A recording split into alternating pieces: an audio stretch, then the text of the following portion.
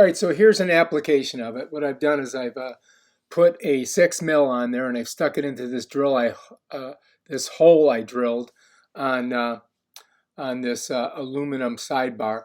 And you can see it's tough, man. You really have to be strong. You got to really squeeze it hard to get that rivet in there. So you can see I'm putting all my muscular strength into it, and I've squeezed it in there.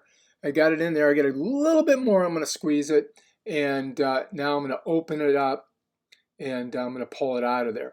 Now, to get it out of there, what you have to do is you're going to twist this when it's facing you counterclockwise. You see right there, see how I'm turning it? And I've opened up the handles on the tool, and this takes a little while because you got to unscrew it out of that rivet bolt head, or that rivet nut head.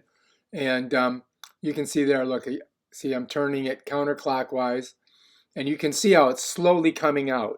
That's how you get the rivet screw head out of your rivet nut once you've installed it into a piece like this aluminum sidebar that I have for my shutters. All right, if you like this video, subscribe to my channel and check out my other awesome videos. Peace out.